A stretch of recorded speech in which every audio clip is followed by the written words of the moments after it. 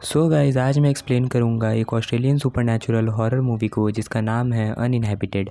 ये movie real story से inspired होकर बनाई गई है, तो आप लोगों को देखने में भी काफ़ी मज़ा आने वाला है। तो चलिए अब बिना किसी देरी के चलते हैं सीधा वीडियो की तरफ।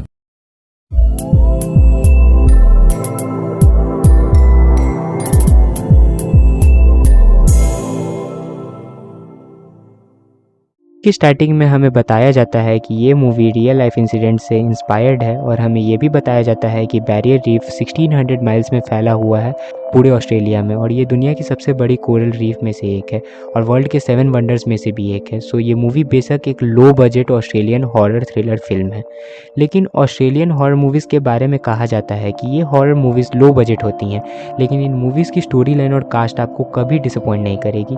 अब यहाँ से मूवी की स्टार्टिंग होती है जिसमें कि हम दो कैरेक्टर्स बेथ और हैरी को देख पाते हैं जो कि 10 दिनों के लिए एक अनइनहैबिटेड आइलैंड पर आए हैं। असल में अनइनहैबिटेड आइलैंड्स या फिर रिमोट आइलैंड्स ऐसे आइलैंड्स होते हैं जहाँ पर कोई भी नहीं रहता, और ये आइलैंड्स बहुत ही दूर समुद्र के बीचों बीच होते हैं। खैर, हम देख पाते हैं कि एक गाइड जैक्सन उन्हें वहाँ पर छोड़ने आया हुआ है और वो अब से 10 दिन बाद उनको लेने आएगा, लेकिन इमरजेंसी के लिए वो उनको कहता है कि अगर उन्हें इन आइलैंड से 10 दिन से पहले कहीं जाना हो तो वो सैटेलाइट फ़ोन से उसको कॉल कर सकते हैं। और इस बात पे बेथ कहती है कि वह टाइम से पहले भला आइलैंड को क्यों छोड़ कर जाएंगे, जिसके बाद में जैक्सन वहाँ से चला जाता है और वो दोनों स्विमिंग करने लगते हैं। स्विमिंग करते करते वो बीच पर आते हैं और रोमांटिक हो जाते हैं, और जब उनकी आंखें खुलती हैं तो वहाँ पर किसी के फुटप्रिंट्स दिखाई देते हैं जो कि साइज में छोटे थे। वो दोनों ही इन फुटप्रिंट्स का पीछा करते हुए जंगल में जाते हैं, लेकिन वहाँ पर फुटप्रिंट्स रास्ते में ही ख़त्म हो गए थे, जिसकी वजह से वो दोनों ही वापस आ जाते हैं। अब वो दोनों ही कैंप लगाने के लिए कोई अच्छा सा स्पॉट को ढूंढने लगते हैं, और बेथ सब कुछ अपने कैमरे में रिकॉर्ड कर रही थी। उन्हें एक अच्छा स्पॉट मिल भी जाता है और वहाँ पर वो कैंप लगा भी लेते हैं। अब हैरी जंगल में से सूखी लकड़ियाँ इकट्ठा करने लगता है और उसे वहाँ पर कुछ हड्डियाँ मिलती हैं और वहाँ पर उसे कुछ आवाज़ भी आती है, लेकिन वो उस पर ज़्यादा ध्यान नहीं देता और वापस चला आता है। खैर, वो दोनों ही अब खाना खा रहे होते हैं और हैरी बेथ को हड्डियाँ दिखाता है, तो बेथ कहती है कि ना यहाँ पर कोई इतना बड़ा जानवर है और ये हड्डियाँ बर्ड्स की भी नहीं हो सकती, लेकिन बेथ और हैरी हड्डियों वाली बात पर इतना ध्यान नहीं देते। खाना खाने के बाद में वो दोनों सो जाते हैं और आधी रात को उन्हें कुछ आवाज़ आती है। वो सोचते हैं कि शायद हवा की वजह से आवाज़ आई होगी, लेकिन उन्हें फिर से आवाज़ आती है। तो हैरी बाहर चेक करता है, लेकिन वहाँ कोई नहीं होता और वो वापस सोने चला जाता है।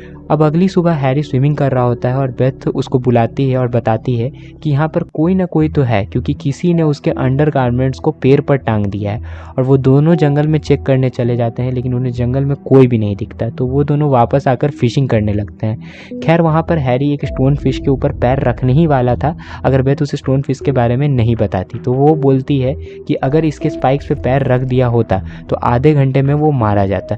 जिसके बाद वो दोनों फिशिंग करने लगते हैं और हैरी अपना हुक खो देता है।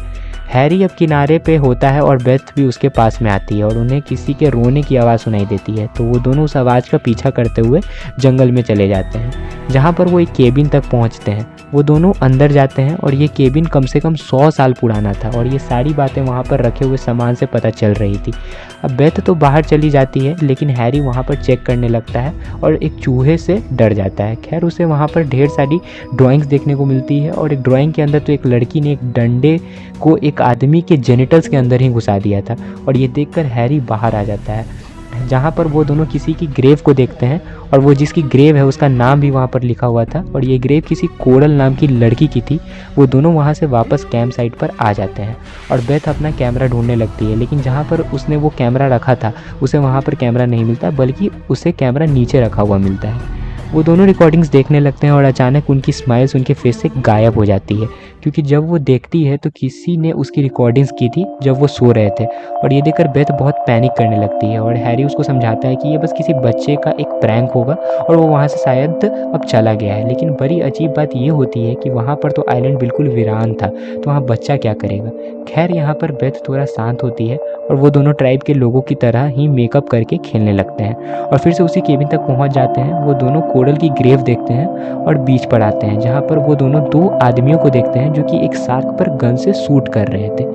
बेथ और हैरी उन दोनों पे ज़्यादा ध्यान नहीं देते और वहाँ से चले जाते हैं। उन दोनों को ऐसा लगता है कि जैसे वो दोनों यहाँ पर आए हैं तो शायद से और लोग भी यहाँ पर होंगे, यानी कि ये पूरी तरह से वीरान आइलैंड नहीं था। खैर जब वो रात को सो रहे होते हैं तो उन्हें किसी के ज़ोर ज़ोर से रोने की फिर से आवाज़ सुनाई देती है। हैरी बेथ को वहीं पर रुकने को बोलकर खुद चेक करने चला जाता है और केबिन तक पहुंचता है और यहाँ पर बेथ भी उसका पास आ जाती है। वो दोनों डोर को ओपन करते हैं लेकिन वहाँ पर कोई नहीं था और वहाँ पे बस एक बुक थी। वो दोनों अब बाहर देखते हैं तो कोरल की ग्रेव को किसी ने बिल्कुल सही कर दिया था और उस पर कोरल का बहुत बड़ा पीस भी रख दिया था।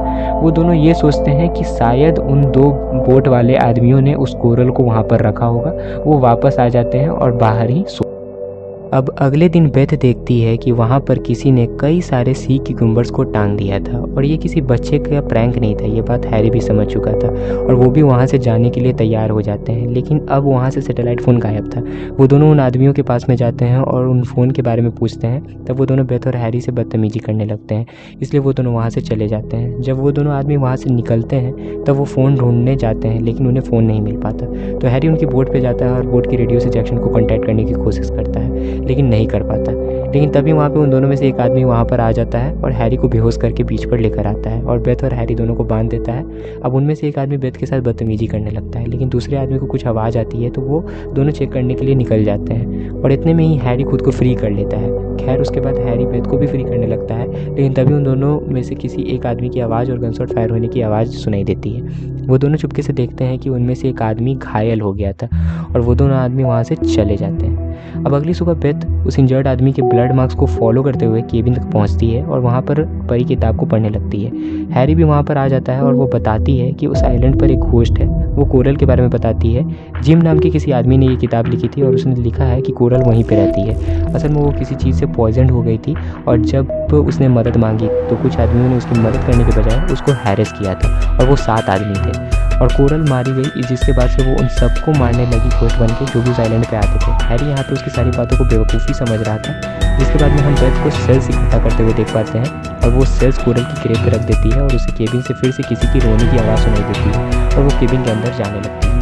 दूसरी तरफ हैरी बीच पे होता है और उसके जस्ट पीछे हम कोरल की स्पिरिट को देखते हैं, लेकिन जब हैरी पीछे मुड़ता है तो उसकी स्पिरिट वहाँ से गायब हो गई थी। अब रात में बेथ हैरी से कहती है कि वहाँ सच में कोरल की स्पिरिट मौजूद है। तो हैरी कहता है कि अगर कोरल उस आइलैंड पर आने वाले इनोसेंट मैन को मारती है तो हैरी अभी तक जिंदा क्यों है। जिसके बाद वो खाना खाकर सो जाते हैं और रात को हम कोरल की बैग से उसकी एक झलक देखते हैं। जिसके बाद हम हैरी और बेथ दोनों उठ जाते हैं तो वहाँ पर एक ग्रेव दिखाई जाती है।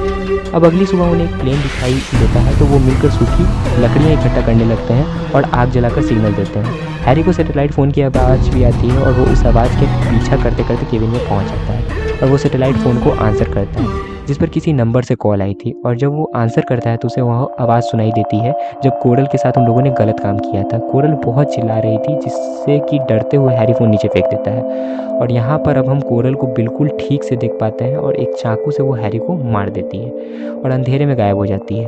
तभी बेथ अब नोटिस करती है कि हैरी बीच पर नहीं है तो उसको ढूंढती हुई वो केबिन के अंदर आ जाती है, लेकिन उसे हैरी वहाँ पर नहीं मिलता। तो वो बाहर आकर देखती है कि कोरल की ग्रेव पर से खून टपक रहा है और बेथ तब नोटिस करती है कि किसी ने हैरी को मार करके पेड़ पर लटका दिया जैसे कि उनके अंडरगारमेंट्स के साथ में किया था। बेथ अब भाग कर बीच पर आती है और लकड़ियों को आग लगाती है और उसे रीफ पर कोरल की स्पिरिट दिखाई देती है जो कि पानी पर खड़ी हुई थी और बेथ उसकी तरफ पानी में भागती है, लेकिन वो एक स्टोन फिश पर पैर रख देती है और पेन की वजह से चिल्लाने लगती है। वो किसी तरह वापस बीच पर आती है और नीचे गिर पड़ती है। हम जानते हैं कि बेथ यहाँ पर आधे घंटे के बाद मरने वाली थी, जिसके बाद सीन यहाँ से शिफ्ट हो जाता है और तभी हम जैक्सन को देखते हैं जो कि बेथ और हैरी को लेने आया हुआ था क्योंकि 10 दिन बीत चुके थे। खैर अब वो बीच पर जाता है लेकिन उसे वहाँ पर 2 ग्रेव्स दिखाई देती हैं और वो दोनों को ढूंढते हुए उसी केबिन तक पहुँचता है और उसे वहाँ पर वही किताब मिलती है तो उसे उठाकर खोलता है और पीछे डोर के पास बेथ आती है और जैक्सन उसकी तरफ देखता है और यहाँ हम नोटिस कर पाते हैं कि बेथ मारी गई है क्योंकि उसकी ग्रेव कोरल की ग्रेव के साथ ही बनी हुई है, मतलब कि अब जैक्सन भी मारा जाएगा। जिसके बाद हम इस पूरे आइलैंड को दिखाया जाता है कि यहाँ पर कितनी ज़्यादा मिस्टीरियस चीज़ें होती हैं और इसी के साथ में ये मूवी यहाँ पर ख़त्म हो जाती है। सो गाइज़ ये मूवी जो है यहीं तक थी। अगर आप लोगों को ये मूवी की स्टोरी अच्छी लगी और इंटरेस्टिंग लगी और मेरा एक्सप्लेनेशन अगर आप लोगों को इंटरेस्टिंग लगा तो इस वीडियो को लाइक ज़रूर से कीजिएगा और चैनल पे नए हैं तो चैनल को सब्सक्राइब जरूर से कीजिएगा और इसी तरह की इंटरेस्टिंग मूवी एक्सप्लेनेशन आगे देखने के लिए बेल नोटिफिकेशन को ज़रूर से ऑन कर दीजिएगा ताकि मेरी वीडियो अपलोड होते ही आप लोग के पास नोटिफिकेशन आ जाए। So guys thank you for watching my video. आज के लिए इतना ही। Bye bye, Tata.